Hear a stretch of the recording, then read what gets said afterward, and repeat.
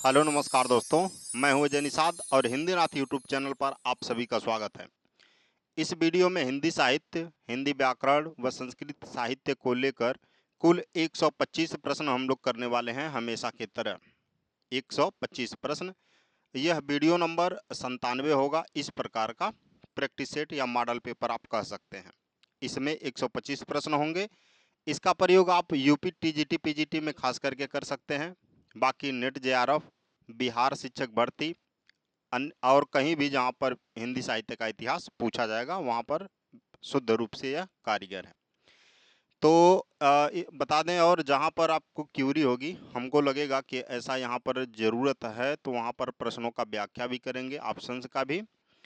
और समय को बिल्कुल हम लोग ज़्यादा नहीं लेंगे, एकदम सटीकता के साथ साथ करने वाले हैं। तो और दोस्तों, मैं एक चीज़ बताऊं, OMR ले लीजिए और OMR को रंगते हुए चलिए तो बेहतर होगा, और एग्ज़ाम का पूरा पूरा मज़ा आपको यहाँ पर मिलने वाला है। चलिए शुरू करते हैं। किस कृति को संगीत नाटक अकादमी का प्रथम पुरस्कार वर्ष 1959 में प्राप्त हुआ? इनमें से वह कौन सी कृति थी?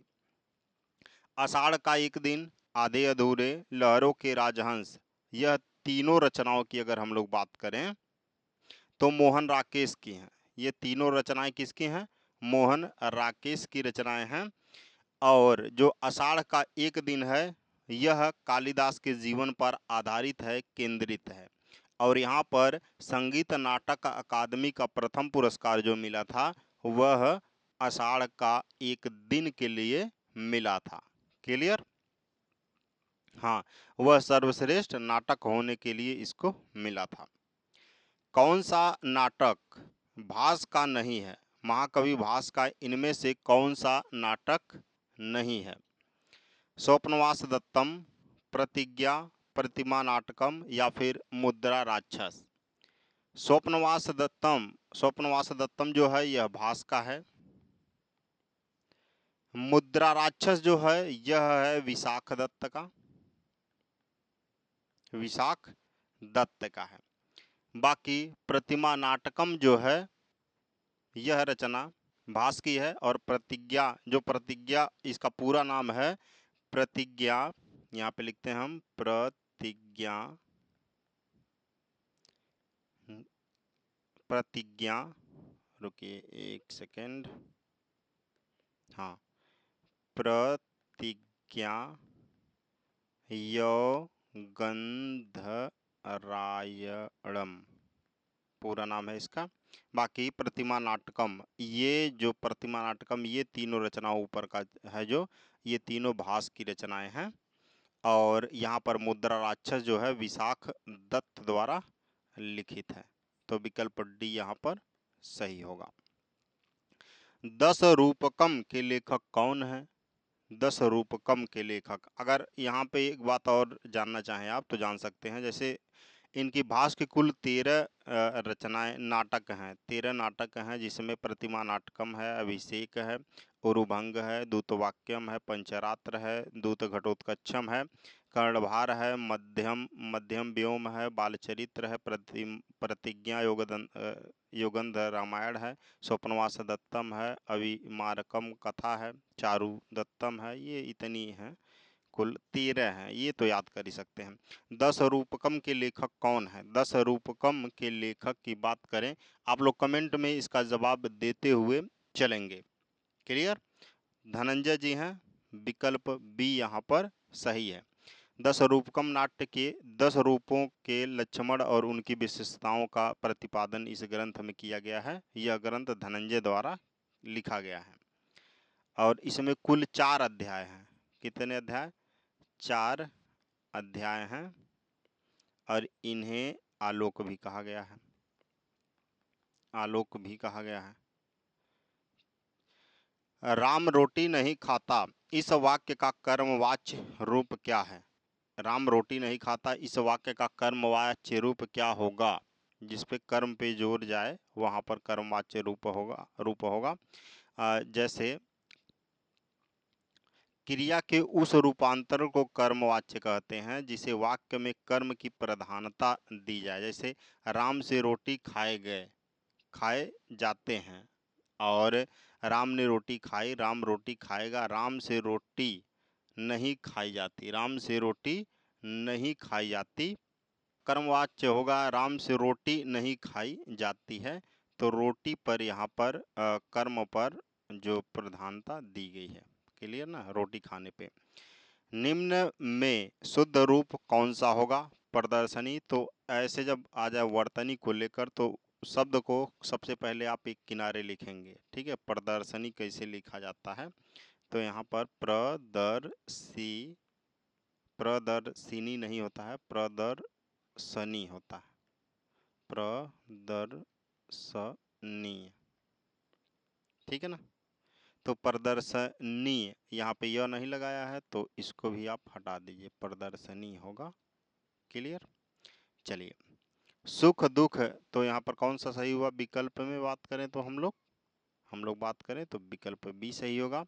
सुख दुख के बीच लगने वाला चिन्ह, यह वाला चिन्ह, इसको क्या बोलते हैं? हम इसको क्या बोलते हैं? कमेंट में आप जवाब दीजिए, मैं तो बताऊंगा ही बताऊंगा। अब देखिए, जब एक चिन्ह पूछा है तो यहाँ पर विकल्प में जितने चिन्ह हैं इनका हम देखेंगे इनको। जैसे निर्देशक चिन्ह, यहाँ पर जो दिया गया है कोष्टक में, इसे बोलते हैं हम योजक चिन्ह। पहले तो ये जान लो, यहाँ से क्लियर कर लो, योजक चिन्ह हो गया। योजक चिन्ह जैसे माता पिता के बीच लगता है, माता पिता के बीच, सुख दुख के बीच, ठीक है, पाप पुण्य के बीच और द्वंद्व संधि में जो लगता है वही चिन्ह है।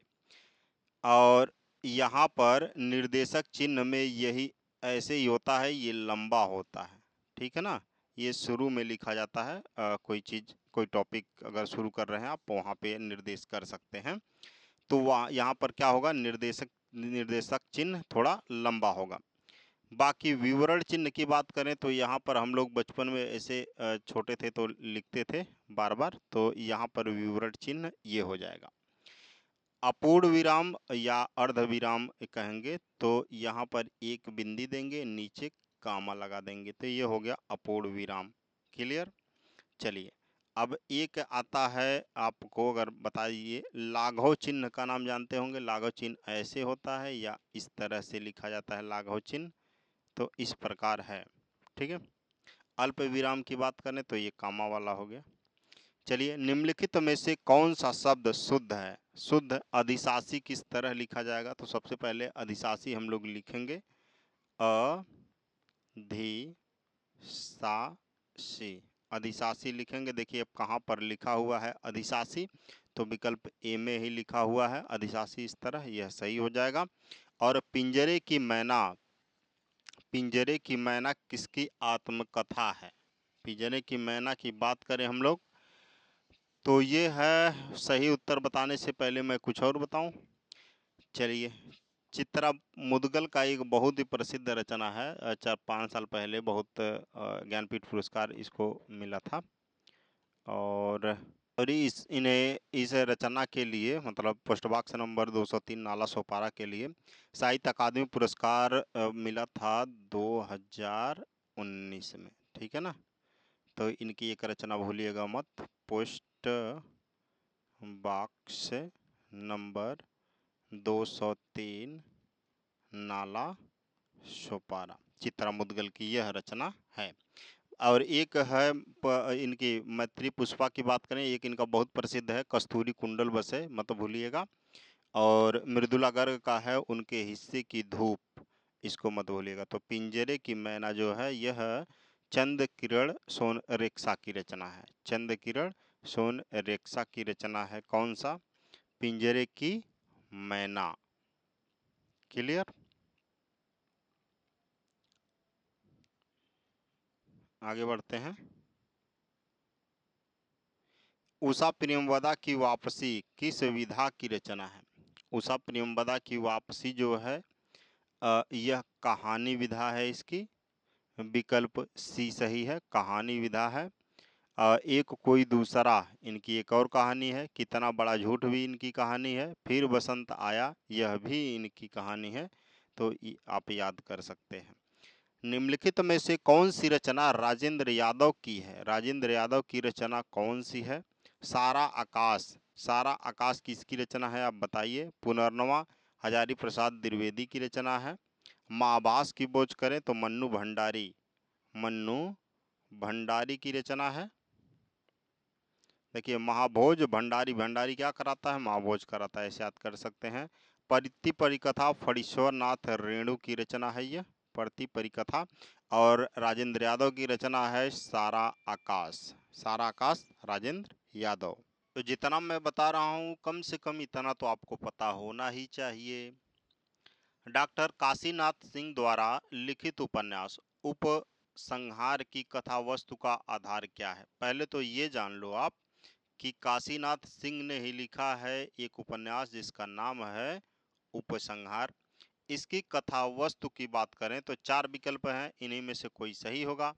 और वो कौन सा होगा, जैसे महाभारत का युद्ध समाप्त होने के बाद कृष्ण के जीवन की कथा वस्तु पर आधारित यह उपन्यास है और इसके लेखक डॉक्टर काशीनाथ सिंह जी हैं। तो यहाँ पर विकल्प बी सही होगा, महाभारत युद्ध के बाद कृष्ण का जीवन इसमें वर्णित है। अगर काशीनाथ सिंह के अन्य रचनाओं की बात हम लोग करें तो कौन सा हो सकता है, रेहन पर रघु एक रचना है, मत भूलिएगा। काशी का 80 घाट है ना काशी में बनारस में, उसी की बात है, काशी का 80 है। अपना मोर्चा है एक, और महुआ चरित, ये रचनाएं हैं किसकी, काशीनाथ सिंह की, याद जरूर रखिएगा। निम्न में से गंगौली गांव किस उपन्यास के केंद्र में है। कौन सा गांव, गंगौली गांव किस उपन्यास के केंद्र में है। तो पहले हम लोग देखते हुए चलेंगे सभी ऑप्शन को, वहां पर भी चलेंगे जो सही होगा। जल टूटता हुआ, यह जल टूटता हुआ जो है दशरथ मिश्र की एक रचना है। जल टूटता हुआ रामदरस मिश्र की रचना है यह, लिख लीजिए रामदरस मिश्र की यह रचना है। और जिस गांव की रचना है ये, इसका नाम है पांडेपुरवा गांव। क्लियर।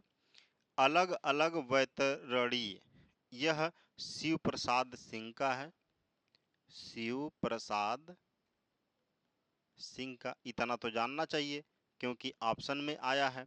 अब देखिए यह जिस गांव में लिखा गया उस गांव का क्या नाम है, उस गांव की बात करें हम लोग, अलग अलग वैतरणी, तो करैता गांव है, करैता गांव है। परती परिकथा, परती परिकथा जो है यह फणीश्वरनाथ रेणु की है रचना। और परानपुर गांव में यह लिखा गया मतलब उसी पर आधारित है, परानपुर में गांव पर आधारित है ये। एक आधा गांव है, यह राही मासूम रजा का है। तो आधा गांव जो उपन्यास है इससे संबंधित गांव है गंगौली है, सॉरी गंगौली। तो विकल्प डी यहाँ पर आपका सही होगा। प्रश्न में पूछा है गंगौली गांव किस उपन्यास के केंद्र में है, तो वह है आधा गांव, जिसके रचनाकार राही मासूम रजा जी हैं। लघुमानव के बहाने हिंदी कविता पर एक बहस के लेखक हैं। लघु मानव के बहाने इस कविता पर एक बहस के लेखक कौन है, वो हैं विजय देव नारायण शाही। कौन है, विजय देव नारायण शाही हैं। विकल्प बी वाला यहाँ पर सही है। इनकी बहुत सी रचनाएं हैं, जैसे मछली घर, साखी, संवाद तुमसे, आवाज हमारी, और ये तीसरे सप्तक के कवि हैं। पंथ प्रसाद और मैथिली शरण नामक निबंध संग्रह किसका है। ये तीनों जो रचनाकार हैं इनके नाम पर निबंध संग्रह लिखा गया है। पंथ प्रसाद और मैथिली शरण नामक निबंध संग्रह के किसका संग्रह है, किसका निबंध संग्रह है, तो वो है दिनकर जी। कौन है, रामधारी सिंह दिनकर इनकी बहुत सी रचनाएं हैं, कुछ हम जानना चाहेंगे। जैसे अर्धनारीश्वर भूलिएगा मत, अर्धनारीश्वर के बारे में, रेती के फूल, राष्ट्रभाषा और राष्ट्रीय साहित्य, ये सब मत भूलिएगा। कैदी की पत्नी कृति के लेखक कौन है? कैदी की पत्नी रामवृक्ष बेनीपुरी की रचना है। किसकी रचना है? तो रामवृक्ष बेनीपुरी की रचना है कैदी की पत्नी। क्लियर? चलिए आगे हम लोग बढ़ते हैं। अच्छा, रामवृक्ष बेनीपुरी की जब बात आ गई तो इनकी बहुत सी रचनाओं को हम लोग जान सकते हैं रामवृक्ष बेनीपुरी की रचनाओं में। जैसे माटी की मूर्तें हैं एक, पैरों के पंख बांधकर, ये रचना है इनकी। चलिए, औरंगजेब की आखिरी रात के रचनाकार कौन है? औरंगजेब की आखिरी रात, ये जो रचनाकार हैं औरंगजेब की आखिरी रात के, यह राम कुमार वर्मा जी हैं। विकल्प ए सही है। और रस गंगाधर किसकी रचना है? रस गंगाधर की बात करें हम लोग तो यह रचना पंडित राज जगन्नाथ का है। किसका है? पंडित राज जगन्नाथ का है। इन्होंने 3 प्रकार के साहित्य ग्रंथ लिखे हैं। एक है काव्य शास्त्रीय ग्रंथ, व्याकरण संबंधी ग्रंथ और साहित्य शास्त्रीय ग्रंथ। कौन? पंडितराज जगन्नाथ जी। नेपथ्य राग किसका नाटक है? नेपथ्य राग की बात करें तो यह किसका नाटक है? मीराकांत, मृणाल पांडे, त्रिपुरारी शर्मा या फिर कुसुम कुमार? तो यहाँ बताएं हम, मीरा कांत की रचना है। विकल्प ए यहाँ पर सही है, मीरा कांत। ठीक है। एक और इनकी, अब देखो नया नाम आया है, अगर नहीं सुने हो तो, अंत हाजिर हो, इनकी रचना है अंत हाजिर हो। एक है काली बर्फ है, काली बर्फ, और है कंधे पर बैठा था सांप, कंधे पर बैठा था सांप। ठीक है, सांप। तो ये ये तीनों रचनाएं जो हैं ये मीरा कांत की रचनाएं हैं। पुरातनता का यह निर्मोक सहन करती न प्रकृत पल एक, यह निर्मोक से, यहाँ निर्मोक से क्या अभिप्राय है? पुरातनता का यह निर्मोक सहन करती न प्रकृत एक पल, यहाँ पर निर्मोक का क्या मतलब है? तो सांप के शरीर पर लिपटी केंचुली से है इसका मतलब। विकल्प ए यहाँ पर सही है। शोषक वर्ग के प्रति घृणा का भाव किस युग की कविता की मुख्य प्रवृत्ति रही है? शोषक वर्ग के प्रति घृणा का भाव किस युग की कविता की मुख्य प्रवृत्ति रही है? तो वो है प्रगतिवादी कविता। कौन सी? प्रगतिवादी। विकल्प बी सही है। जिस तरह हम बोलते हैं उस तरह तू लिख, और इसके बाद भी हमसे बड़ा तो देख। उपर्युक्त पंक्तियों के रचनाकार कौन है? तो ये हैं, अब देखिए 4 ऑप्शन हैं और इसमें सही है भवानी प्रसाद मिश्र। सहजता का कवि इन्हें कहा जाता है। कौन सा कवि? सहजता का कवि किसे कहा जाता है? भवानी प्रसाद मिश्र को। सुमित्रानंदन पंत की सुप्रसिद्ध कविता परिवर्तन, परिवर्तन कविता किसकी हुई? सुमित्रानंदन पंत की। उसके किस काव्य संकलन में सर्वप्रथम प्रकाशित हुई थी? उनके किस काव्य संकलन में सर्वप्रथम प्रकाशित हुई थी? तो वो है पल्लव। पल्लव है। पल्लव में बादल, उच्छ्वास, आंसू, परिवर्तन, ये सभी हुए थे। तो उनको अगर लिखना चाहें तो लिख सकते हैं आप। ठीक है। और बाकी ये गुंजन, ग्राम्य, युगांत भी इन्हीं का है। और इसमें बादल, उच्छ्वास, आंसू, परिवर्तन, ये सभी हैं। राजा जयसिंह के दरबारी कवि कौन थे? राजा जयसिंह के दरबारी कवि की बात करें तो बिहारी जी थे। विकल्प बी सही है। यह रीतिकाल के और रीति सिद्ध कवि हुए। हिंदी की रस रीति परंपरा का प्रस्थान ग्रंथ है। हिंदी की रस रीति परंपरा का प्रस्थान ग्रंथ कौन सा है? तो चार है, देखिए, रसिक प्रिया केशवदास का, हित तरंगिणी कृपाराम का, और रस पीयूष निधि सोमनाथ का, रस रत्नाकर सूरत मिश्र का। तो इसमें क्या पूछा है? हिंदी की रस रीति परंपरा का प्रस्थान ग्रंथ है रसिक प्रिया केशव दास का। तो विकल्प यहाँ पर ए वाला सही है। कबीर के उपरांत हर विध्वंसकारी और जन विरोधी शक्ति को सर्वाधिक खुली चुनौती देने वाले साहित्यकार का क्या नाम है? कबीर के बाद कोई इतना खतरनाक हुआ, इतना डेंजर हुआ, तो वो कौन था? नागार्जुन थे। इन्हें संघर्ष का कवि कहा जाता है। संघर्ष का कवि कहा जाता है किसे? नागार्जुन को। प्रकाशन काल की दृष्टि से मैथिली शरण गुप्त के काव्य ग्रंथों का सही अनुक्रम क्या है? तो आप कैसे इसे करेंगे?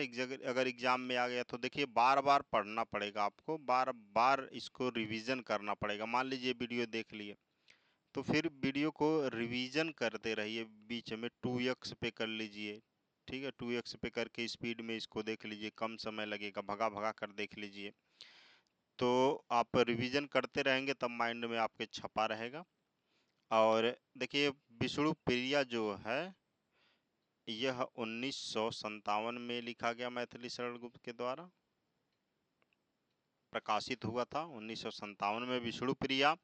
पंचवटी 1925 में, और जयद्रथ वध 1910 में, यशोधरा 1933 में। तो क्या पूछा? सही अनुक्रम क्या है? तो जयद्रथ वध देखिए किस में पहले है, बी में है और डी में है। जयद्रथ वध के बाद पंचवटी किस में है? तो विकल्प बी में है। तो विकल्प बी वाला सही हो जाएगा। क्लियर? यहाँ पर है साहित्य, हिंदी साहित्य का अतीत के लेखक कौन है?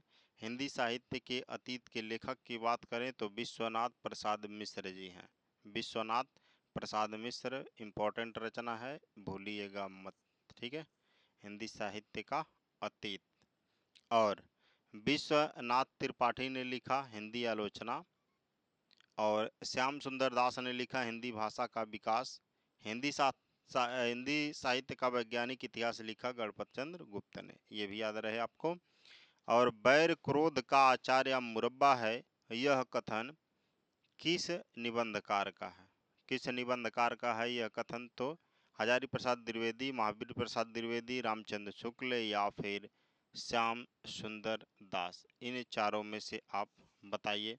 तो सही उत्तर है विकल्प नंबर सी, रामचंद्र शुक्ल।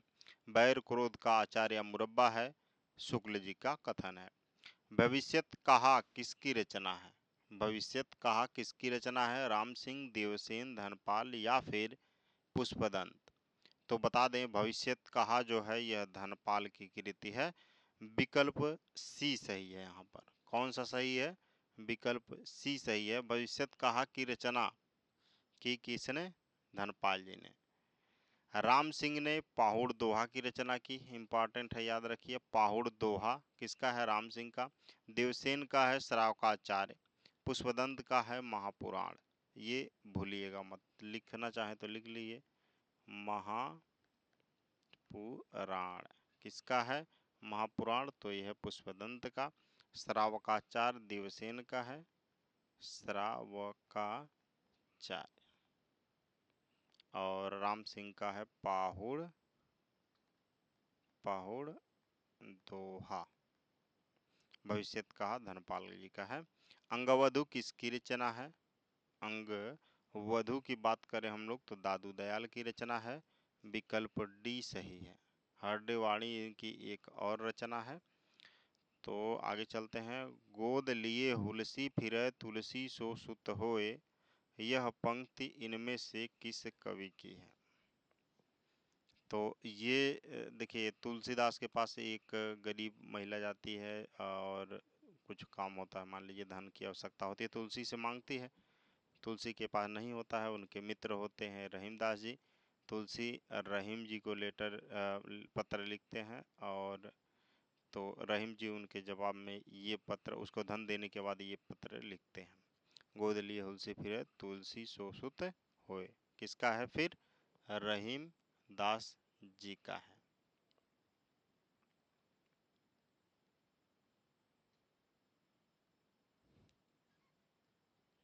संतन को कहा सिकरी सो काम, आवत जात पनहिया, टूटी बिसरी गयो हरि नाम। उपर्युक्त पंक्ति किसकी है? यह पंक्ति किसकी है फिर? कुम्भनदास की। विकल्प ए सही है, कोई इसमें इफ दैट नहीं है। इस पंक्ति को याद रखिएगा, इसके साथ ज़्यादा बताएंगे भी नहीं। संतन को कहा सिकरी सो काम, यह घोल कर पी जाइए, ये आपके किसी न किसी एग्जाम में ज़रूर देखने वाला है। संतन को कहा सिकरी सो काम, कुम्भनदास की पंक्ति है। कुटज किसका निबंध संग्रह है? कुटज निबंध संग्रह हजारी प्रसाद द्विवेदी का है। विकल्प बी वाला सही है, हजारी प्रसाद द्विवेदी का है। कौन सा? कुटज।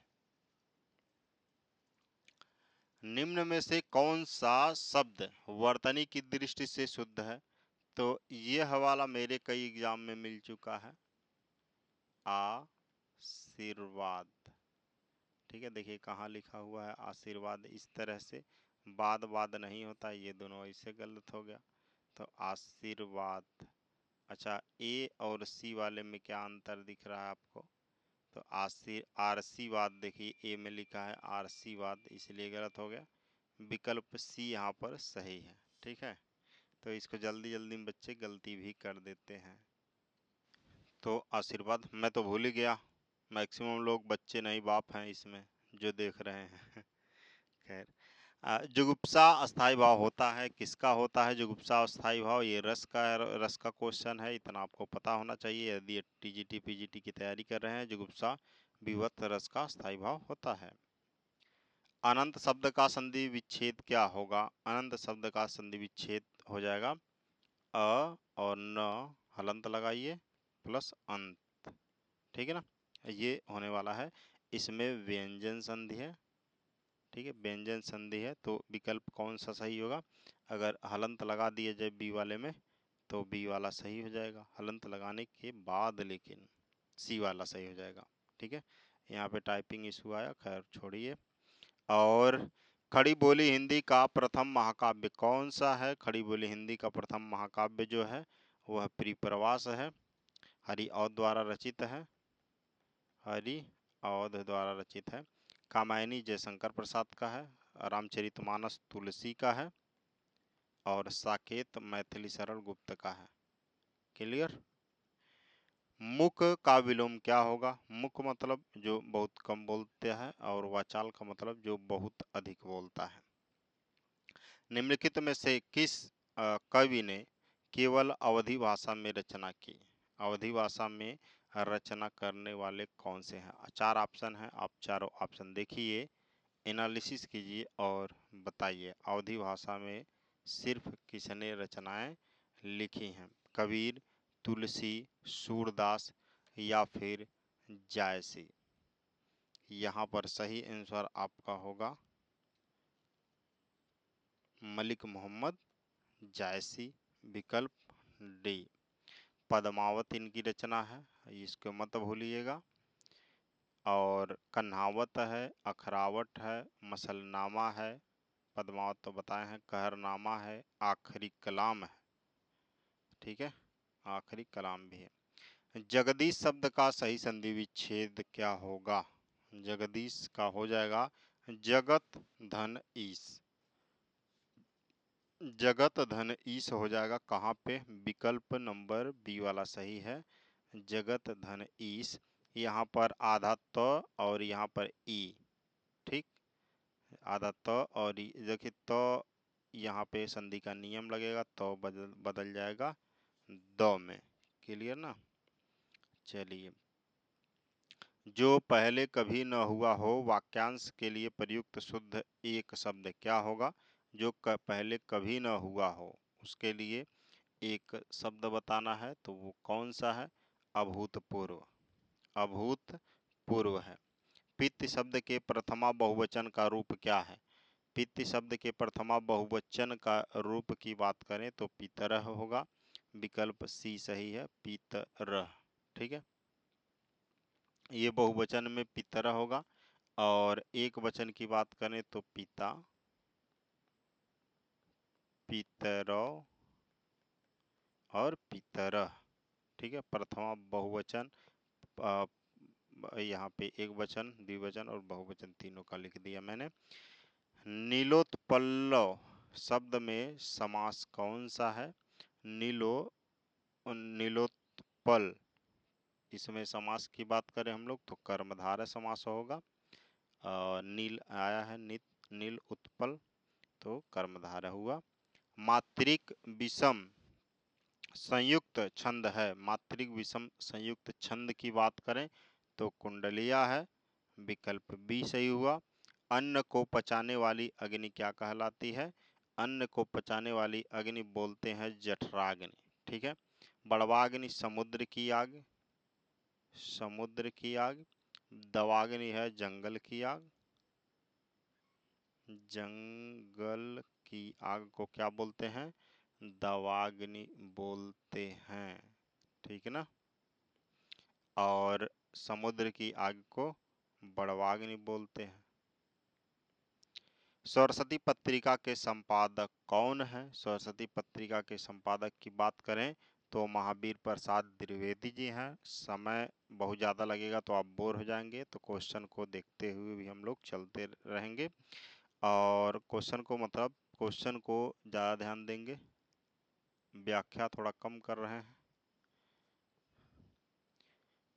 जननी तू जननी भई विधि सन कछु न बसाए में कौन सा अलंकार है? जननी तू जननी भई, यहाँ पर लाटानुप्रास है। एक ही शब्द, एक ही जैसे शब्द की बात यहाँ पर होगी, वहाँ पर क्या होगा? लाटानुप्रास होगा।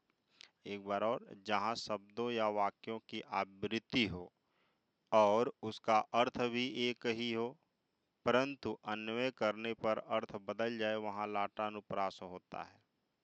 इस पंक्ति में फिर क्या है? लाटानुप्रास है। जननी तू जननी भई विधि सन कछु न बसाए। धनंजय में समास कौन सा है? धनंजय में समास की बात करें अगर तो बहुव्रीहि समास है। विकल्प सी सही है। धनंजय में कौन सा समास है? बहुव्रीहि समास है। इनमें दोनों पद किसी अन्य अर्थ को व्यक्त करते हैं और वे किसी अन्य संज्ञा के विशेषण की भांति कार्य संपन्न करते हैं। तो धनंजय जो होगा वह बहुव्रीहि समास का उदाहरण होगा। मोर का पर्यायवाची इनमें से क्या है? मोर का पर्यायवाची बताइए। तो यहाँ पे चार है ना, काल्पी है, विशिख है, तड़िग है, तड़ित है, विलक्षण है। विलक्षण मतलब अनोखा, तड़ित मतलब जो होता है बिजली होता है, विशिख मतलब तीर या बाण होता है, काल्पी मतलब ये मोर होता है। तो विकल्प ए यहाँ पर सही है। किसी युक्ति को समर्थित की गई बात को कौन सा अलंकार होता है? किसी युक्ति को समर्थित की गई बात में कौन सा अलंकार होता है? अलंकार की बात करें हम लोग तो यहाँ पर काव्यलिंग अलंकार होता है। विकल्प डी सही है। किसी युक्ति के समर्थित की गई बात काव्यलिंग अलंकार कहलाती है। कारतूस किस भाषा का शब्द है? कारतूस की बात करें हम लोग तो फ्रेंच भाषा का शब्द है, याद करना पड़ेगा आपको। फ्रेंच भाषा का शब्द है कौन? कारतूस। भारत में हिंदी को संविधान की किस धारा के अंतर्गत राजभाषा घोषित किया गया है? याद रहे 343(1) है। क्या है? 343(1) में हिंदी को देश की राजभाषा घोषित किया गया है। बहुत पूछता है ये प्रश्न और आपके सामने मिल भी जाता है, तो मैक्सिमम लोगों को ये प्रश्न पता होता है। यदि ई उ और री के बाद कोई भिन्न स्वर आए और इसका परिवर्तन य व और र में हो जाए तो वहां पर कौन सी संधि होती है? वहां पर यण स्वर संधि होती है। विकल्प बी सही है, यण संधि होती है। ठीक है ना, जैसे अन्वय हो गया,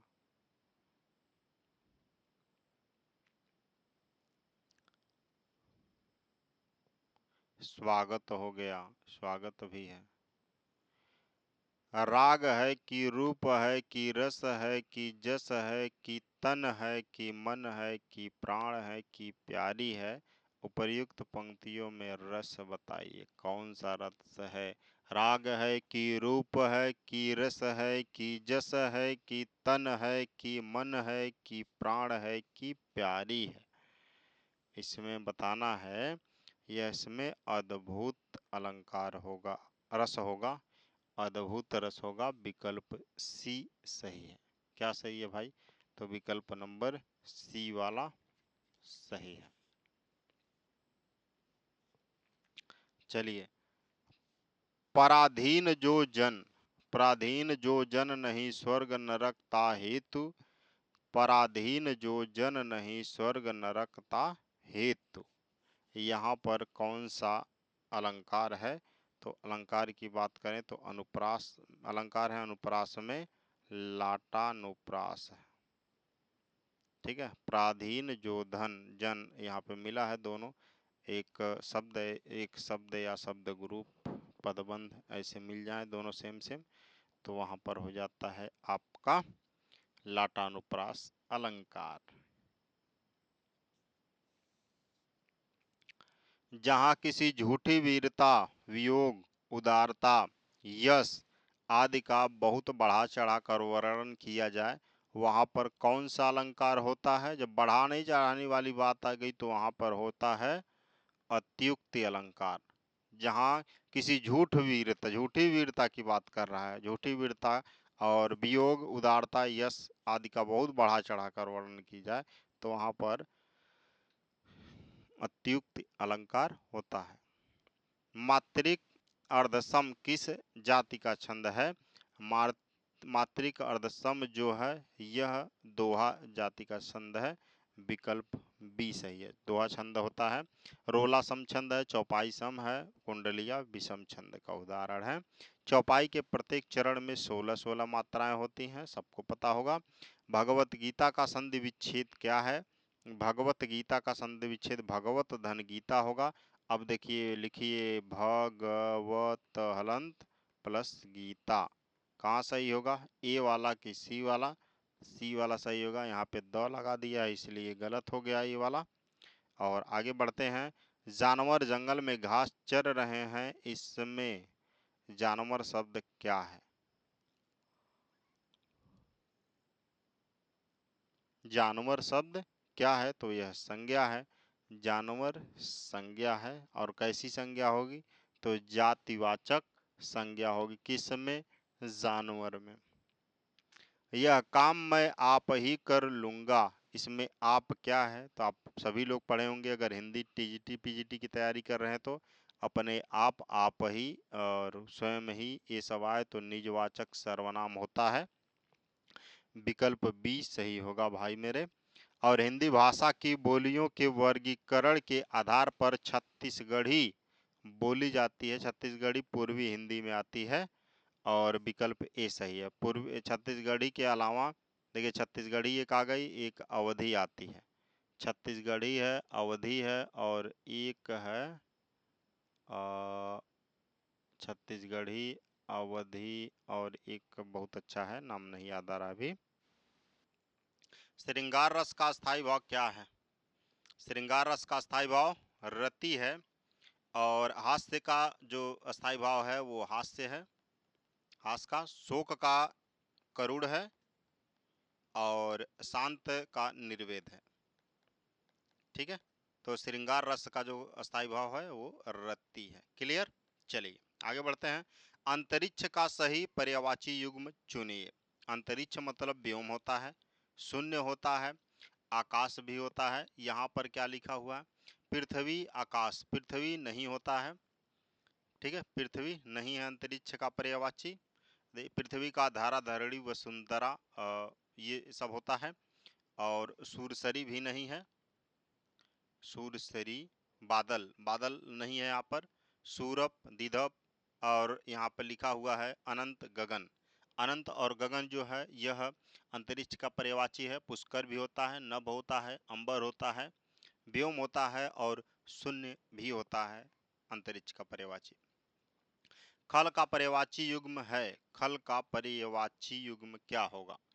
खल मतलब नीच होता है, दुर्जन होता है। विकल्प सी यहाँ पर सही है, बी वाला सही है, एक्चुअली सी वाले के स्थान पे है।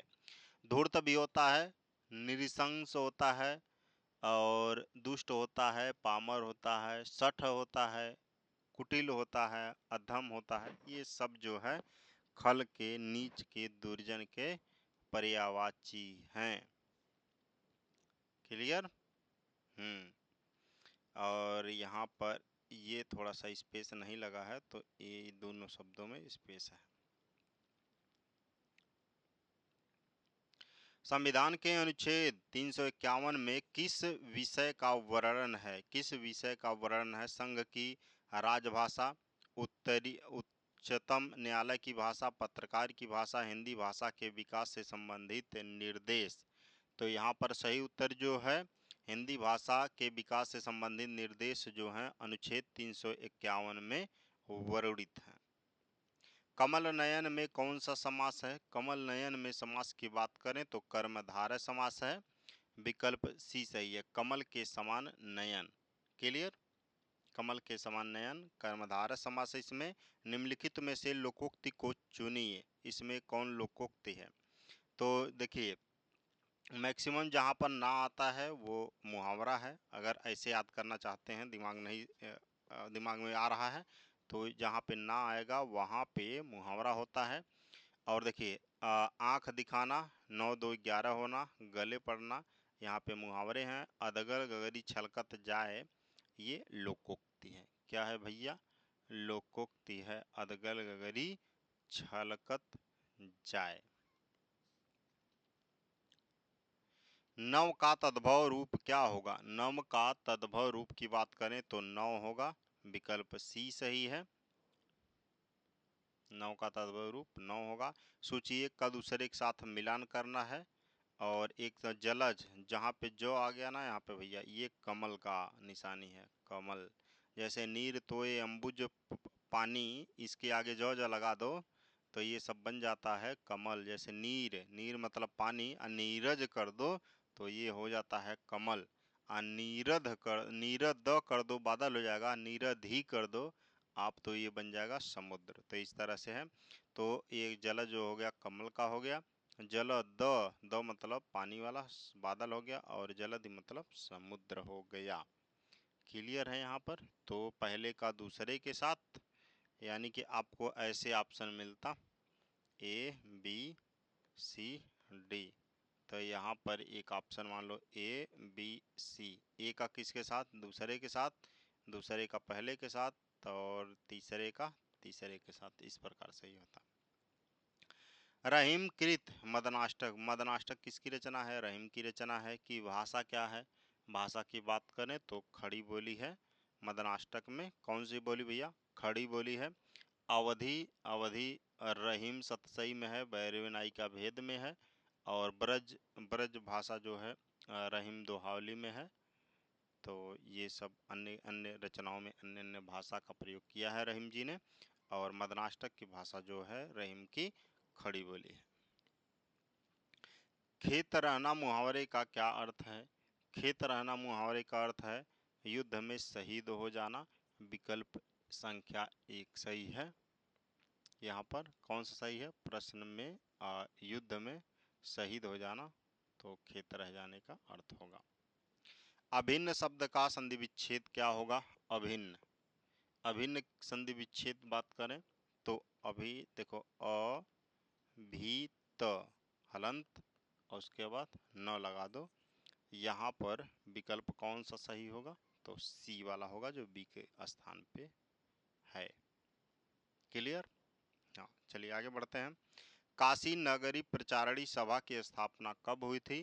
काशी नगरी प्रचारणी सभा की स्थापना की बात करें तो 1893 में हुई थी। विकल्प बी सही है, 1893 में हुई थी। बार बार ये प्रश्न आता है काशी नगरी प्रचारणी सभा का। इसकी स्थापना का मुख्य उद्देश्य राष्ट्रभाषा और लिपि का प्रचार प्रसार करना है। पुरुष परीक्षा, पुरुष परीक्षा किस कवि की रचना है? पुरुष परीक्षा की बात करें तो ये विद्यापति की रचना है। विकल्प सी सही है। पुरुष परीक्षा विद्यापति की रचना है। यह एक संस्कृत ग्रंथ है, ये भी याद रखिएगा। मीराबाई की उपासना किस प्रकार की थी? मीराबाई ने जो कृष्ण की उपासना की वह किस प्रकार की उपासना थी?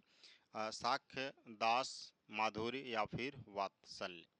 तो सही आंसर है माधुर्य भाव, प्रेम करती थी कृष्ण से, इसलिए माधुर्य भाव थे। तो दास, दास कौन था? दास तुलसी थे। ठीक है। और वात्सल्य की बात करें तो ये थे सूरदास।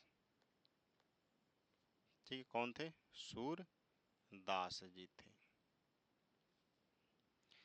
आचार्य रामचंद्र शुक्ल के अनुसार कबीर ने अपनी सखियों में रचना है, जैसे साखी शब्द रामायणी वहाँ की बात कर रहा है, सखियों में सदुक्कड़ी भाषा का प्रयोग किया है। सदुक्कड़ी से उनका अभिप्राय क्या है? सदुक्कड़ी से उनका अभिप्राय क्या है? ब्रजभाषा मिश्रित बोली, ब्रजभाषा मिश्रित बोली, राजस्थानी, पंजाबी एवं खड़ी बोली का मिश्रित रूप, यही सही है। कई भाषाओं का मिश्रित रूप था तो खिचड़ी बोली थी। सुजान कुमार किस सूफी प्रेमाख्यान का नायक है? सुजान कुमार जो होता है ये चित्रावली का होता है। किसका होता है? चित्रावली। चित्रावली उस्मान की रचना है। किसकी रचना है? उस्मान की। मधुमालती मंझन की रचना है। इंद्रावती जो है यह नूर मोहम्मद की रचना है, नूर मोहम्मद की। और हंस जवाहिर जो है यह कासिम शाह की रचना है।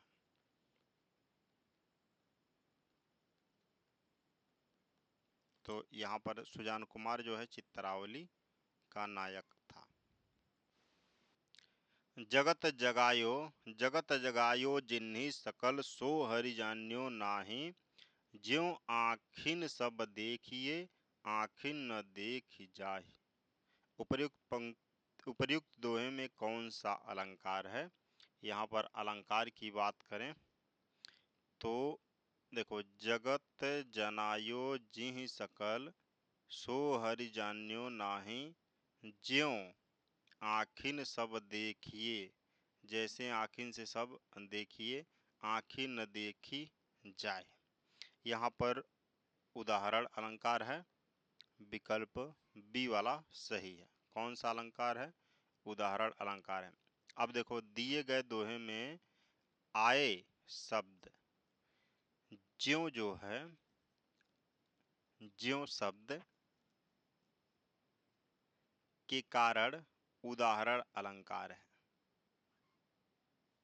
और ये रचना जो है ये बिहारी की रचना है।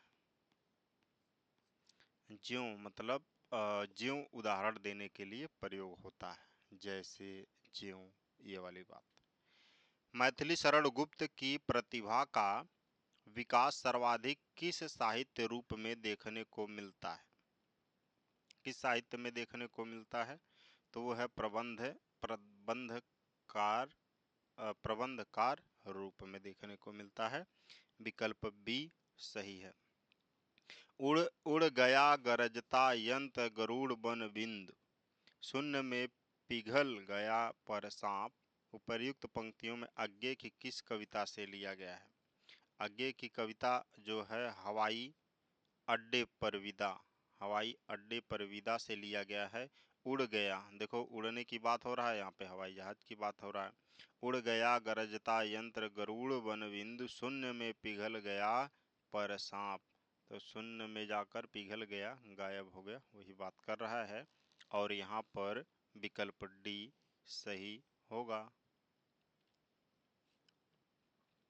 ठंडा लोहा कविता संग्रह के रचनाकार कौन है? आप सभी जानते होंगे, बहुत बार मैंने खुद बताया है। ठंडा लोहा जो है यह धर्मवीर भारती की रचना है। विकल्प ए सही है, धर्मवीर भारती। इनकी एक रचना याद रखना, सात गीत, कनुप्रिया, अंधायुग, एक वर्ष, ये याद रखना सब। रचनाकार के अनुसार निम्नलिखित कवियों का सही अनुक्रम क्या होगा? सही अनुक्रम भिखारी दास का बताइए। तो 1705 बता रहे हैं हम।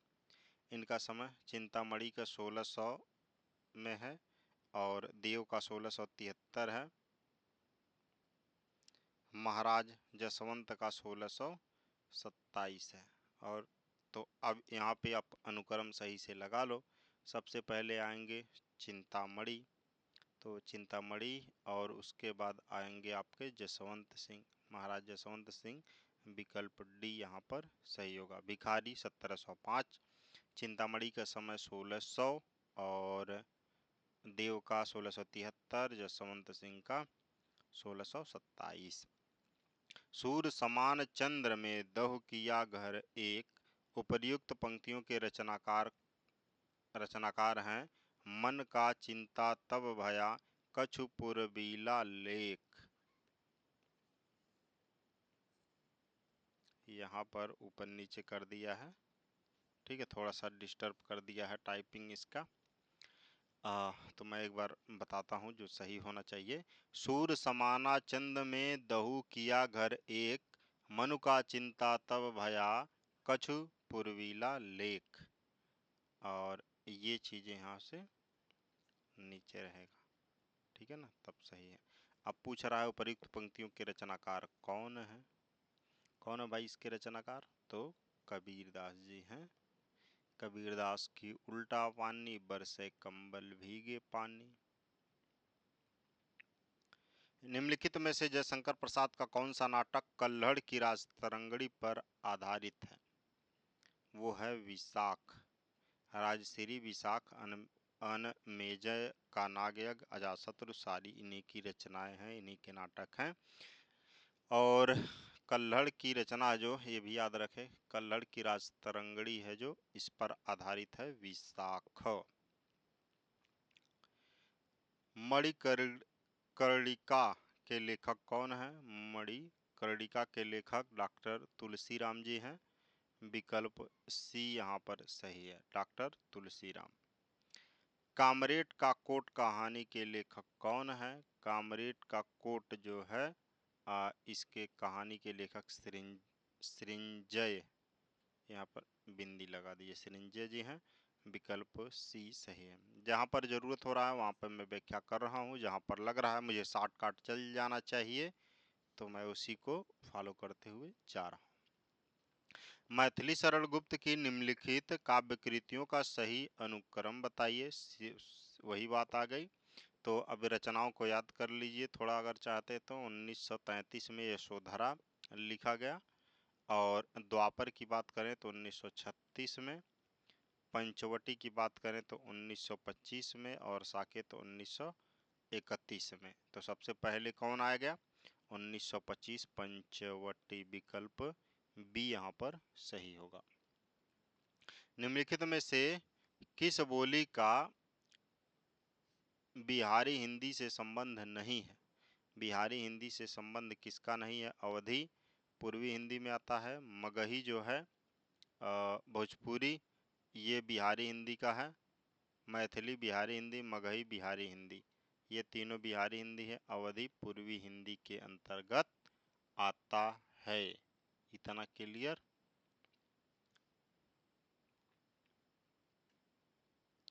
रंग दे बसंती चोला नाटक के रचनाकार कौन है?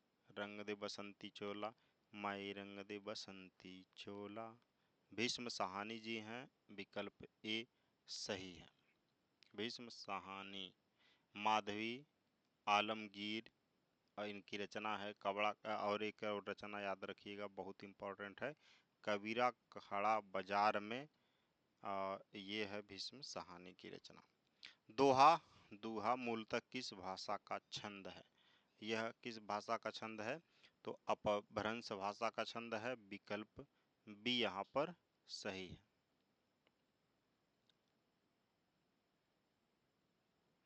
और एक प्रकृत है ना, तो प्रकृत का याद रखिए, गाथा पूछा एग्जाम में, गाथा किससे संबंधित छंद है मूलतः, तो प्रकृति से संबंधित छंद है ये।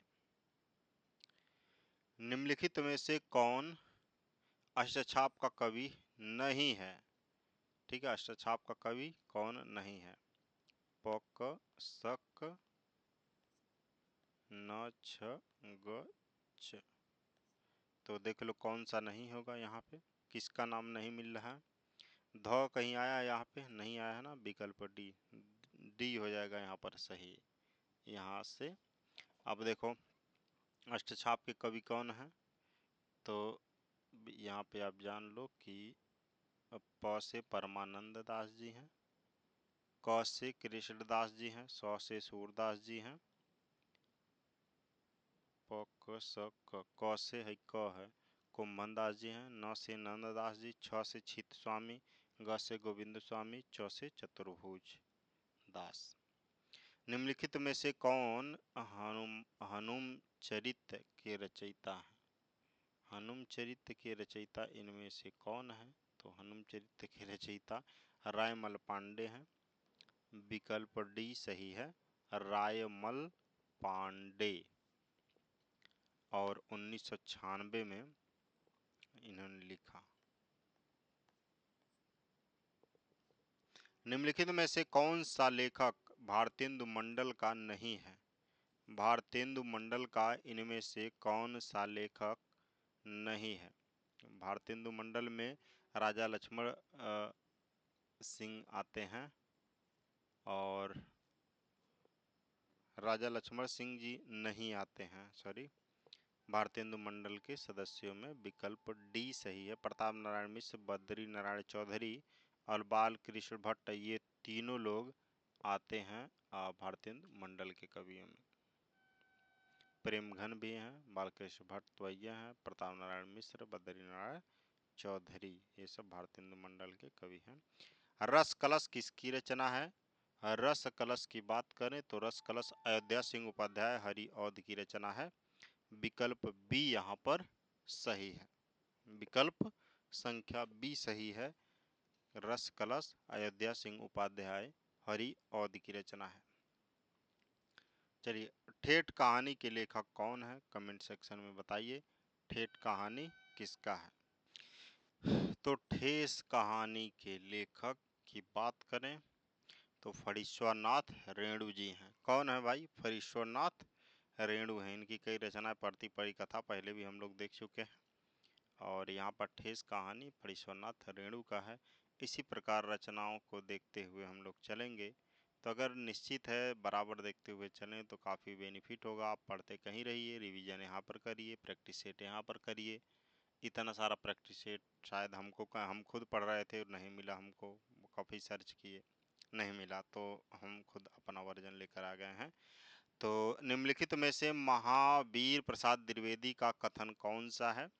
महावीर प्रसाद द्विवेदी के कथन की अगर हम लोग बात करें तो वो है, अर्थ सौरस्य ही कविता का प्राण है। मैं डायरेक्ट आंसर बता दिया, ये थोड़ा सा गलत हुआ आपके साथ, और सीधा सीधा बचने के लिए आप देख लीजिए, महावीर प्रसाद द्विवेदी का कथन इनमें से कौन है? अर्थ सौरस्य ही कविता का प्राण है। यह पंक्ति जो है महावीर प्रसाद द्विवेदी की है।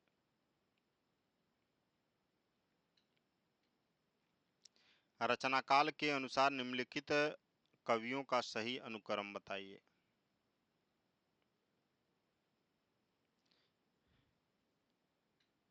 रचनाकाल के अनुसार निम्नलिखित कवियों का अनुक्रम बताइए। तो सबसे पहले यहाँ पर आएंगे कौन? सबसे पहले आएंगे कुतुबन, उसके बाद आएंगे उस्मान और कासिम शाह नूर मोहम्मद। कुतुबन मृगावती इन्होंने लिखा, उस्मान का चित्रावली है, और कासिम शाह ने लिखा, ध्यान से हट रहा है, एक सेकंड, नूर मोहम्मद का है जो, हाँ हंस जाहिर है कासिम शाह का, नूर मोहम्मद का है इंद्रावती। ठीक है, तो निम्नलिखित संपादकों को उनकी पत्रिकाओं के साथ सुमेलित कीजिए।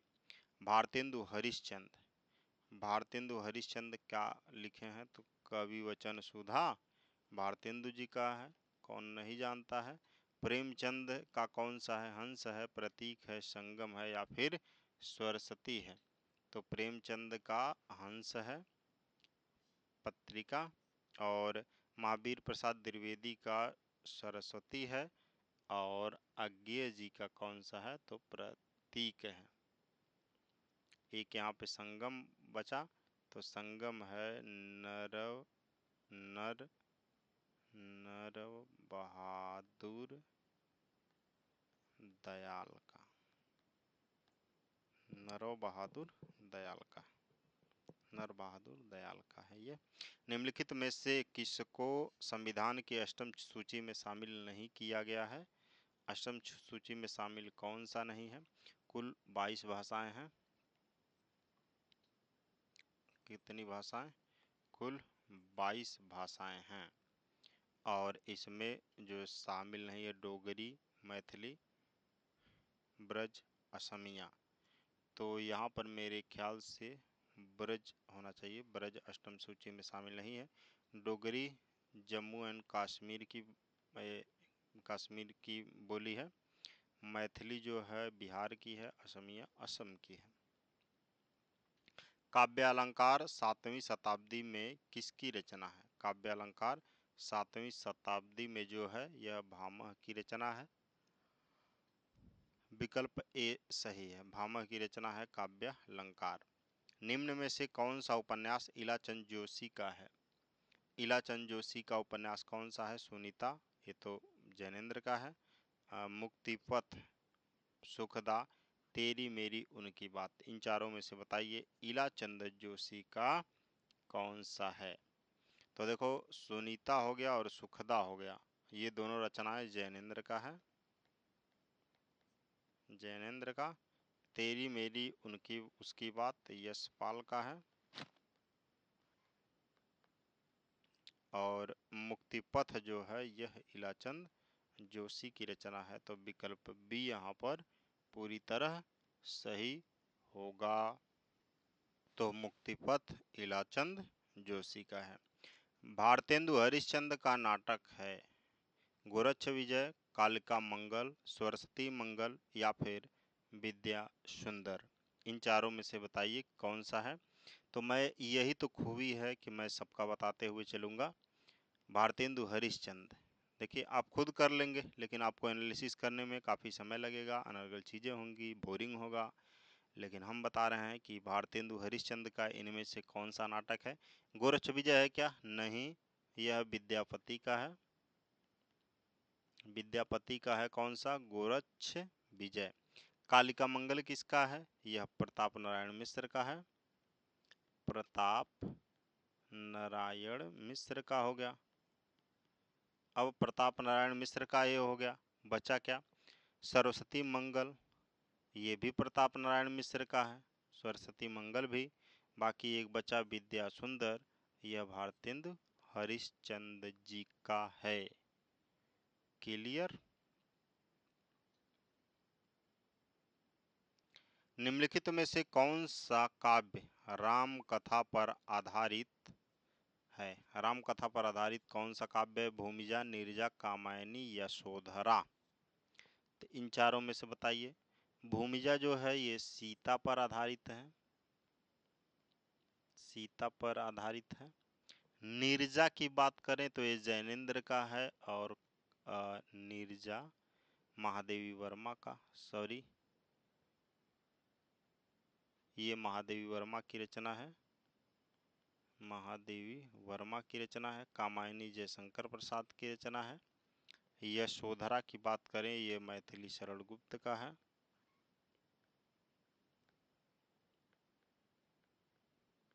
और राम कथा पर आधारित है जो सीता पर आधारित है तो भूमिजा हो गया। ठीक है, विकल्प ए यहाँ पर सही है। मजे की बात तो ये है, भूमिजा नागार्जुन की रचना है। नागार्जुन की रचना हो गया भूमिजा। नीरजा महादेवी का, कामायनी जयशंकर प्रसाद का और यशोधरा मैथिली शरण गुप्त का। जयशंकर प्रसाद का प्रथम नाटक कौन सा है? प्रथम नाटक की बात करें जयशंकर प्रसाद का तो सज्जन जो है यह 1910 में लिखा गया, राजश्री 1915 में, कामना 1927 में और विशाख 1921 में। तो सबसे पहला नाटक कौन सा इसमें होगा? सज्जन होगा, 1910 में जो लिखा गया। निम्न में से कौन सी रचना आत्मकथा है? आत्मकथा कौन सी रचना है इनमें से बताइए। मैं आईना हूँ, ये उमा पांडे का है। पहला पड़ाव, पहला पड़ाव और मेरे सात जन्म, मेरे सात जन्म रामेश्वर, रामेश्वर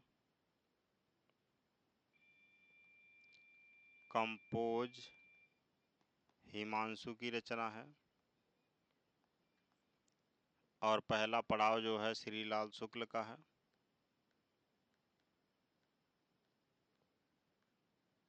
आत्मदाह किसका है? यह चतुरसेन शास्त्री का है। चतुरसेन शास्त्री का है और यही आत्मकथा है। विकल्प डी सही है यहाँ पर। तो चतुरसेन शास्त्री का है आत्मदाह, ठीक है। और यहाँ पर मैं आईना हूँ जो है यह कविता है। मैं आईना हूँ यह एक कविता है और आत्मदाह चतुरसेन शास्त्री द्वारा लिखित एक आत्मकथा है। यहाँ तक कोई दिक्कत नहीं होनी चाहिए। रस गंगाधर में पंडित राज जगन्नाथ ने किस बादशाह की प्रशंसा की है? पहले तो जान लो, रस गंगाधर है ये पंडित राज जगन्नाथ जी की रचना है और इसमें किस बादशाह की प्रशंसा की गई है? तो वो होगा शाहजहां। वो तात्कालिक शासक था उस समय।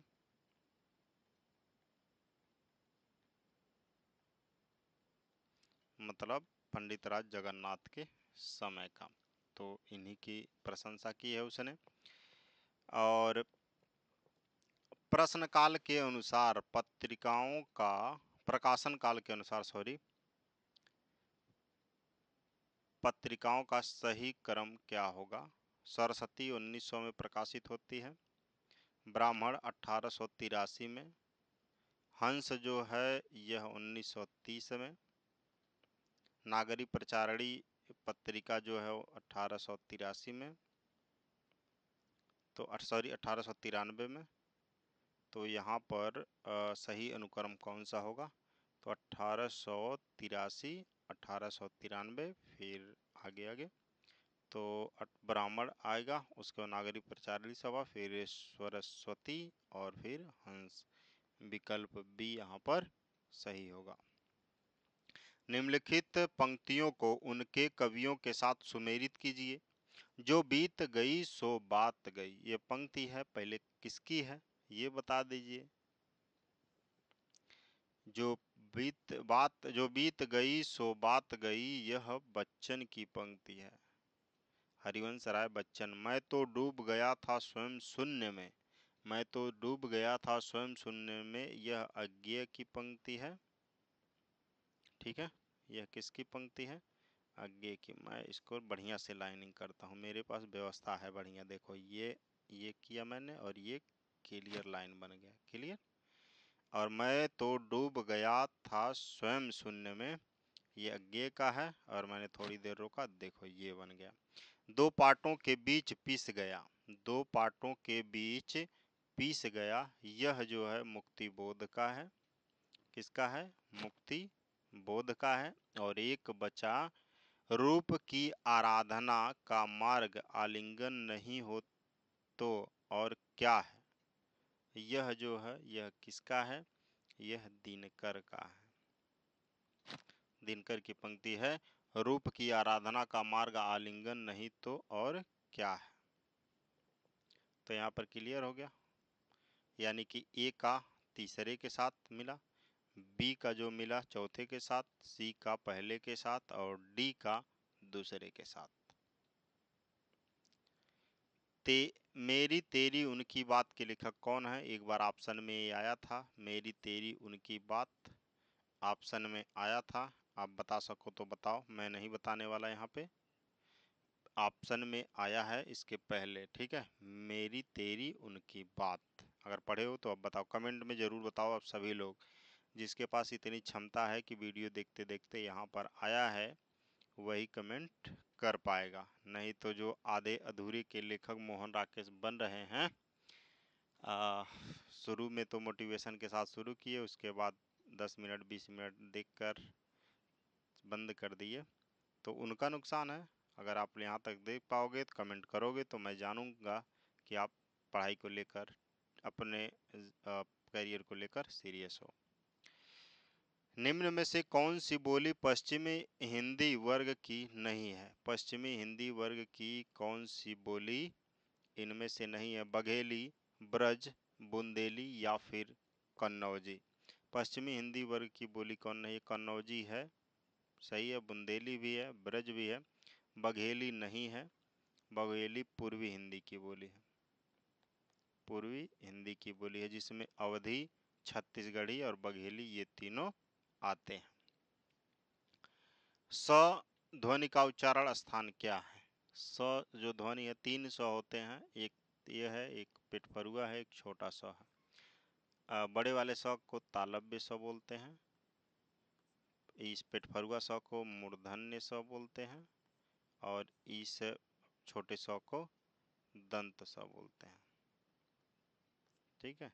तो यहाँ पर, और तो मैं मिटा दूं एक बार और यहाँ पे लिख दे रहा हूँ दोस्तों, तालव्य स बड़ा वाला स और दंत स छोटा वाला स, मूर्धन्य स पेटफरुआ स, खटखोड़ वाला स। तद्भव पत्रिका का प्रकाशन स्थल क्या है? तद्भव पत्रिका का प्रकाशन स्थल लखनऊ है और विकल्प यहाँ पर सी सही है। तद्भव पत्रिका का प्रकाशन स्थल लखनऊ है। आखिल सर एक जगह है, वहां से होता है इसका। चलिए, अथातो घुमक्कड़ जिज्ञासा किस विधा से संबंधित रचना है? अथातो घुमक्कड़ जिज्ञासा जो है यह राहुल सांकृत्यायन की रचना है और राहुल, नाम इनका देखिएगा, गड़बड़ाइएगा मत, सांकृत्यायन,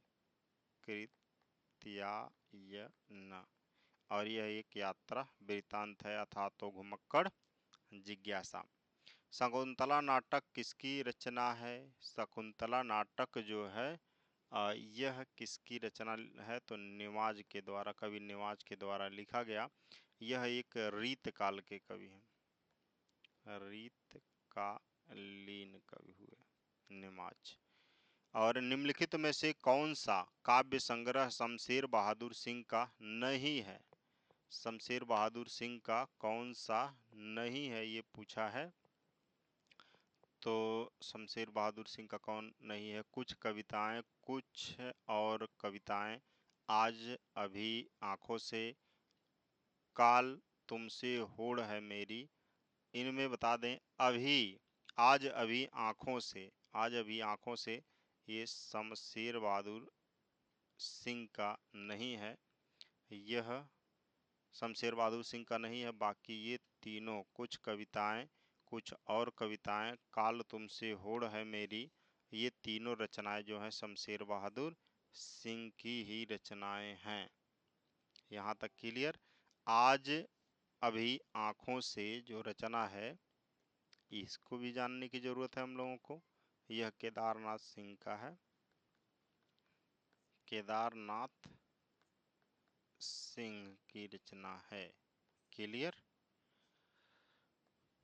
तो विकल्प सी यहाँ सही है। सब का निचोड़ लेकर तुम सुखे जीवन में बरसो प्रभात हिमकण सा आंसू इस विश्व सदन में। सबका निचोड़ लेकर तुम सुख से सूखे जीवन में, बरसो प्रभात हिमकण सा आंसू इस विश्व सदन में। उपर्युक्त काव्य पंक्तियों के रचनाकार कौन है? रचनाकार कौन है? तो जयशंकर प्रसाद जी हैं। विकल्प सी सही है। यह पंक्तियां जो है आंसू काव्य से ली गई हैं। ठीक है, आंसू काव्य से पंक्तियां ली गई हैं। निम्नलिखित में से कौन सी रचना सुमित्रानंदन पंथ का नहीं है? युगपथ, अतिमा, उत्तरा या फिर गीत गुंज। इन चारों में से बताइए कौन सुमित्रानंदन पंथ का नहीं है। बता दें, युगपथ 1948 में लिखा गया। अतिमा जो है, अतिमा और उत्तरा 1949 में लिखा गया। पंथ का 10वां कविता रहा। गीत कुंज जो है यह गीत संग्रह है, गीत संग्रह है। तो यहाँ पर मैं आपको बता दूं, गीत कुंज, अतिमा और उत्तरा ये सब पंथ जी का है। गीत गुंज जो है ये निराला की रचना है। किसकी रचना है? निराला की रचना है गीत गुंज। बाकी युगपथ, अतिमा और उत्तरा ये सारी रचनाएं सुमित्रानंदन पंथ के हैं। क्लियर? गुंजन भी है, ग्रंथि भी है इनकी रचना। और एक बता दें, ये गीत गुंज जो है गीत संग्रह है। क्या है? गीत संग्रह है। निम्नलिखित में से कौन सी रचना महादेवी की है? महादेवी की रचना इनमें से कौन है? बीड़ा, गीतिका, निशा या फिर नीरजा। तो इनमें बताइए महादेवी की रचना कौन सा है? बीड़ा पंथ की रचना है, पंथ की रचना है सुमित्रानंदन पंथ। गीतिका की बात करें तो ये निराला का है। निशा निमंत्रण की बात करें, पूरा निशा निमंत्रण ये हरिवंश राय बच्चन का है। हरिवंश राय बच्चन का है। और एक आ गया नीरजा। नीरजा जो है यह महादेवी वर्मा का है। महादेवी वर्मा की रचना है नीरजा। और पांडे वेचन शर्मा उग्र द्वारा रचित उपन्यास इनमें से कौन सा नहीं है? चंद हसीनों के खातून, दिल्ली का कलंक, बुधुआ की बेटी, दिल्ली का दलाल। इन चारों में से बताइए। तो दिल्ली का कलंक जो है यह ऋषभ जैन की रचना है। ऋषभ जैन की रचना है। और चंद हसीनों के खातून, बुधुआ की बेटी, दिल्ली का दलाल ये तीनों रचनाएं जो है पांडे वेचन शर्मा उग्र द्वारा लिखित है। काव्य शोभाया कर्तारो धर्म गुड़ा यह किस आचार्य की युक्ति है? काव्य शोभाया कर्तारो धर्मः गुड़ा यह किस आचार्य की युक्ति है? यह वामन की युक्ति है। विकल्प वी सही है, आचार्य वामन की युक्ति है यह। काव्य शोभाया कर्तारो धर्मः गुड़ा। जहाँ समानार्थक विशेषणों से प्रस्तुत के वर्णन द्वारा अप्रस्तुत का बोध कराया जाए वहाँ कौन सा अलंकार होता है? वहाँ समासोक्ति अलंकार होता है। विकल्प ए सही है। जहाँ समानार्थक विशेषणों से प्रस्तुत के वर्णन द्वारा अप्रस्तुत का बोध करा प्रस्तुत के वर्णन द्वारा अप्रस्तुत का बोध कराया जाए वहाँ पर समासोक्ति अलंकार होता है। चलो, निम्नलिखित में से किस आचार्य ने अलंकार को काव्य की आत्मा मानकर रस का महत्व गौण कर दिया? अलंकार को काव्य की आत्मा मानकर रस का जो महत्व था उसे छिपा दिया, गौण कर दिया, निम्न कर दिया। तो वो कौन है? वो है भामह। भामह है, विकल्प ए सही है यहाँ पर। निम्न में से कौन सा ग्रंथ आचार्य भामह का है? भामह का कौन सा है? काव्य अलंकार है, काव्यदर्श है, ध्वन्यालोक है, या फिर साहित्य दर्पण है? आप बताइए कमेंट में, मैं लिखता हूँ यहाँ पे। विश्वनाथ का है साहित्य दर्पण, विश्वनाथ का है साहित्य दर्पण। ध्वन्यालोक जो है यह आनंदवर्धन का है, आनंदवर्धन का है। और काव्यदर्श दंडी का है, काव्य अलंकार भामह का है। तो विकल्प ए यहाँ पर सही हुआ।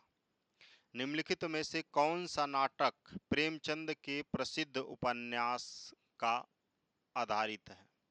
निम्नलिखित में से कौन सा नाटक प्रेमचंद के प्रसिद्ध उपन्यास पर आधारित है? तो प्रेमचंद का कोई एक प्रसिद्ध उपन्यास है, उस पर आधारित है। इनमें से कोई एक रचना या नाटक श्वेत कमल, युगे युगे क्रांति, सूरदास या फिर वंदिनी? बता दें, सूरदास जो है वो प्रेमचंद के प्रसिद्ध उपन्यास उपन्यास का एक उपन्यास है सूरदास। तो सूरदास जो है ना, एक उसका नायक होता है सूरदास कहानी का उपन्यास का। एक सेकंड भाई, एक देखो मैं शुरू से बता रहा हूँ। एक रंगभूमि उपन्यास है, ये किसका है? प्रेमचंद का। और इसी पर आधारित एक है सूरदास नाटक। इसी पर क्या है? यह बिल्कुल आधारित है। जो रंगभूमि का नायक है वह सूरदास होता है और सूरदास के नाम से नाटक लिख दिया गया। यहाँ तक क्लियर। बाकी हमारे पास बचा श्वेत कमल, युगे युगे क्रांति और बंदिनी। श्वेत कमल जो उपन्यास है यह मनोज शाह का है, उपन्यास की बात हम कर रहे हैं। तो युगे युगे क्रांति जो है विष्णु प्रभाकर का है, विष्णु प्रभाकर का। और बंदिनी तस्लीमा नसरीन का है। क्लियर यहाँ पर? तो विकल्प यहाँ पर सही था सी वाला। कुल मिला जुलाकर 125 प्रश्न हुए। टाइम कितना हुआ मुझे अभी दिख नहीं रहा है। तो 125 प्रश्न हुए और मैं इतना मेहनत करके वीडियो बनाता हूँ यार, लेकिन व्यूअर नहीं जाते हैं, उतना कंफ्यूज रहता हूँ। कई कई देखा मैंने यूट्यूब पर, मैं देखा कई किताबें से सेव टिक मार दिए लोग और उनका लाखों में व्यूअर गया। लेकिन मैं कोशिश करता हूँ कि और बेहतर दूँ और बेहतर दूँ, लेकिन वीडियो उतना जाता नहीं। खैर पता नहीं क्या चीज़ है। मैं कोशिश करता हूँ आपको थोड़ा सा और प्रैक्टिस करवाने का। तो 125 प्रैक्टिस हो गए हमारे इस प्रश्न के, इस पेपर में, इस मॉडल पेपर में, इस प्रैक्टिस सेट में जो कहिए। 125 प्रश्न के साथ आपको लगता है 400 500 प्रश्न हम लोग टच किए होंगे कुल मिला जुला के। ठीक है, 400 से कम तो नहीं हुए होंगे इसमें से।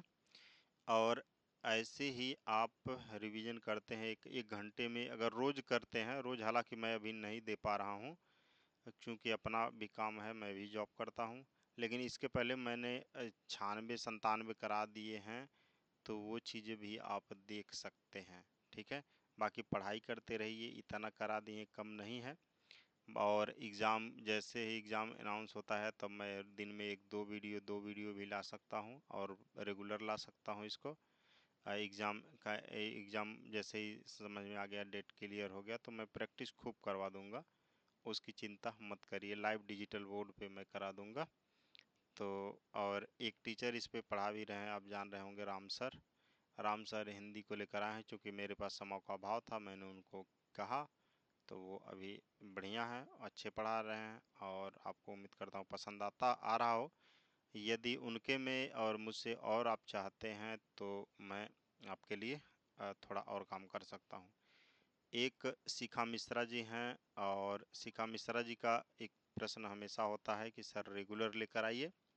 तो हाँ, इसके लिए माफ़ी चाहता हूँ, मैं रेगुलर नहीं आ पाता हूँ क्योंकि मैं जैसे पहले कई बार बता चुका हूँ, अपना जॉब है तो उसको भी करना होता है। मैं कोशिश करता हूँ कि रेगुलर लेकर आऊँ, लेकिन परिस्थिति नहीं ऐसी बन पाती है।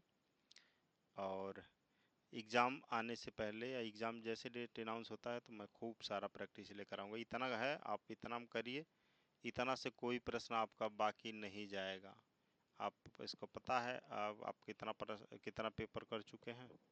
197 पेपर सीधा सीधा ऐसा कर चुके हैं प्रैक्टिस सेट। मार्केट में हम गोरखपुर मार्केट में जानते, जो गोरखपुर के रहने वाले हैं जानते होंगे, रंजन मिश्रा कचहरी बस स्टैंड जो है, वहाँ पे जो पुस्तकों का भंडार है, दुकानें हैं, मिलती हैं दुकानें कंपटीशन वाली, वहाँ पर मैं गया। मुझे हिंदी का कोई किताबें नहीं मिलता है, कोई देते ही नहीं है अब, क्योंकि मैं हिंदी का सारा किताब ला चुका हूँ। और कोई प्रैक्टिस सेट है नहीं जो मेरे सामने, मेरे पास नहीं है, जो गोरखपुर में अवेलेबल है। तो आपके लिए आज के लिए बस इतना ही। उम्मीद करता हूँ आपको पसंद आया होगा। थोड़ा दोस्तों के साथ शेयर करो यार, जो कमी उमी है उसको बताओ हमको, ताकि हम सुधार करें। हम भी चाहते हैं कि 100 के कोई वीडियो मेरा दिखे, ताकि मुझे और मोटिवेशन मिले और बेहतर से मैं काम कर पाऊँ। Thank you for listening and God bless you all.